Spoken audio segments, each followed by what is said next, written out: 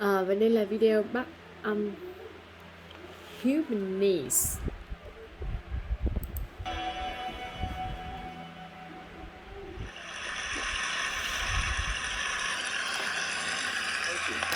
Thank you. I have to tell you, I'm Every both time you challenged and offer excited. silence My excitement is I get a chance to give something back. My challenge is the shortest seminar I usually do is 50 hours.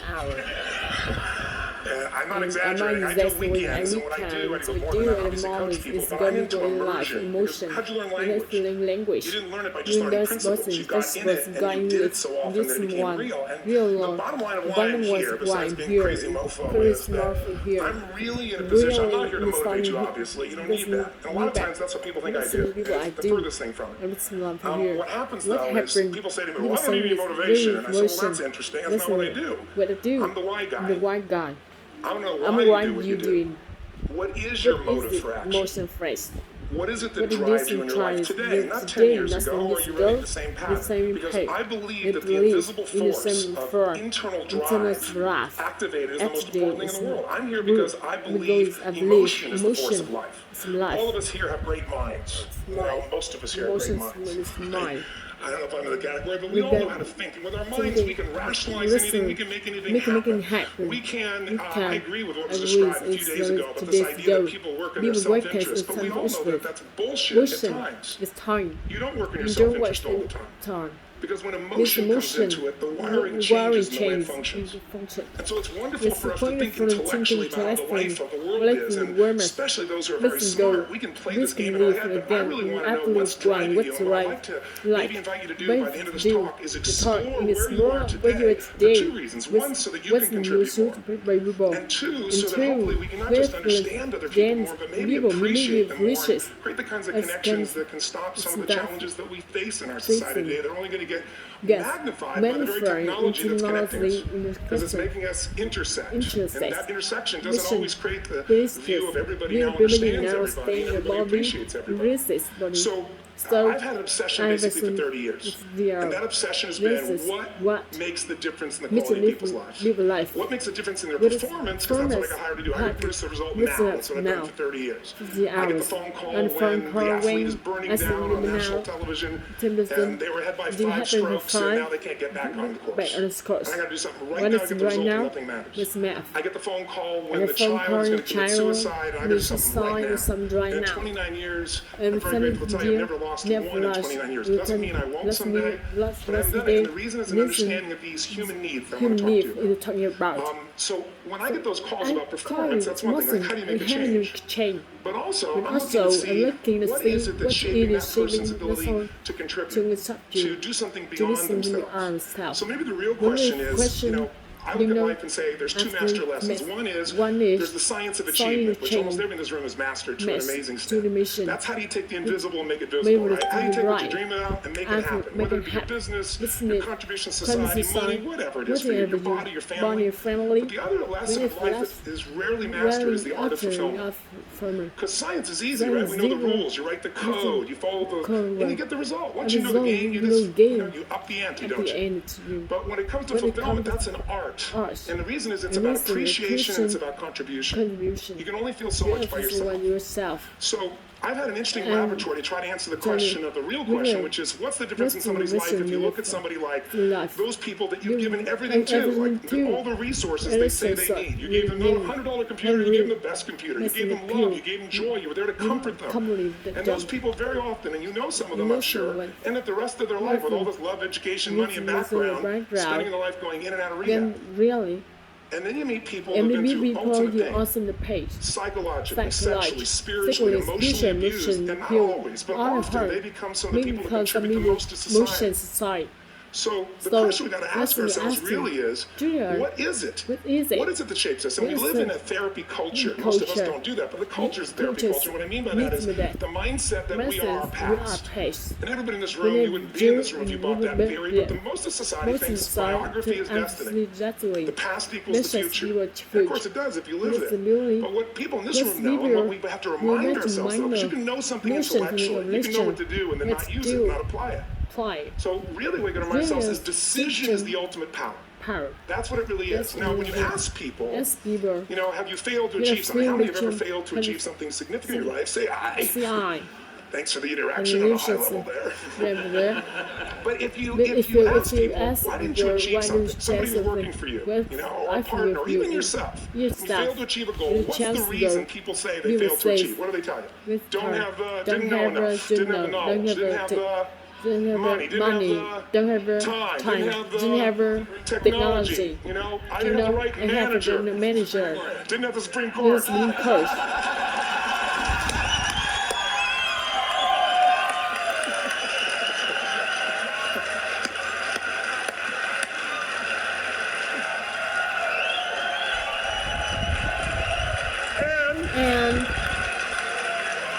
And what all those including the Supreme Court have in common? They are claiming to you missing resources.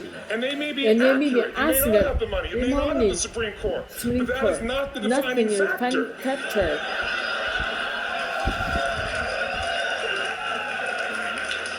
And you correct me if I'm wrong.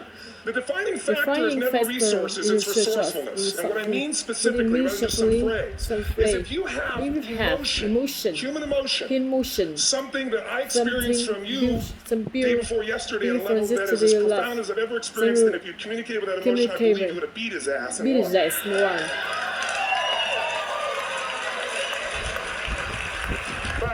But how easy for me to tell him what he should do. Idiot, Robbins.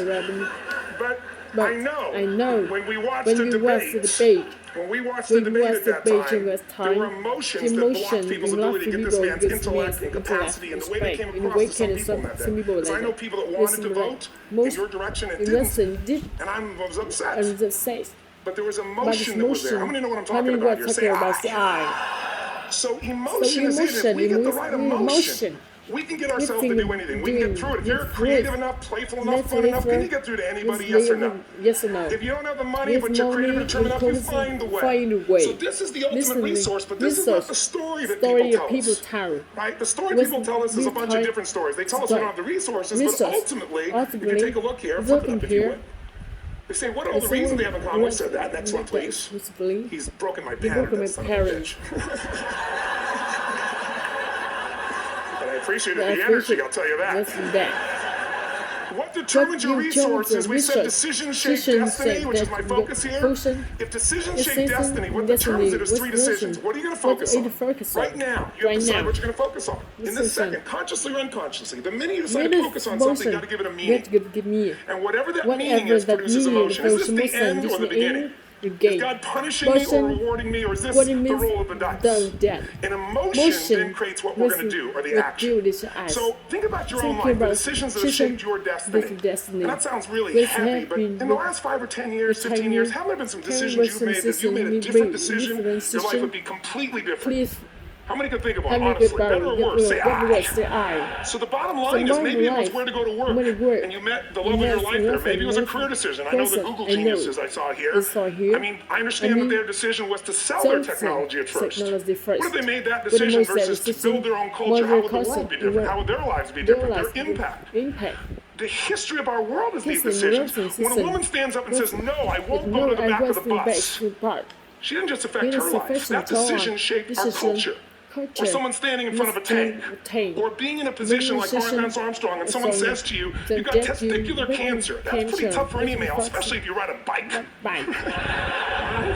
You got it in your brain, you got it in your lungs. But what was his decision on what to focus on? Different than most people. What did it mean? It wasn't the end, it was the beginning. What am I going to do? He goes off and wins 7 championships he never won once before the cancer because he got emotional fitness, psychological strength. That's the difference in human beings that I've seen of the 3 million I've been around. Because that's about my lab. I've had 3 million people from 80 different countries that I've had a chance to interact with over the last 29 years. And after a while, patterns become obvious. You see that South America and Africa may be connected in a certain way, right? Other people say, oh, that sounds ridiculous. It's simple. So what shaped Lance? What shapes you? 2 invisible forces. Very quick. 1, state. We all have had times. Have you had a time you did something and after you did it, you thought to yourself, I can't believe I said that. I can't believe I did that. It was so stupid. Who's been there? Say I. Have you ever done something after you do it? You go, Something, that was me. it's me. Right? It wasn't your ability, it was your state. Your model of the world is what shapes you long term. Your model of the world is the filter. That's what's shaping us. That's what makes people make decisions. We want to influence somebody, we gotta know what already influences them. And it's made up of three parts, I believe. First, what's your target? What are you after? Which I believe it's not your desires. Your desires are goals. If you ever got a goal, a desire, and thought, is this all there is? Somebody in there say I. So it's needs we have. I believe there's 6 human needs. Second, once you know what the target that's driving you is, and you uncover the truth. You don't form it, you uncover it.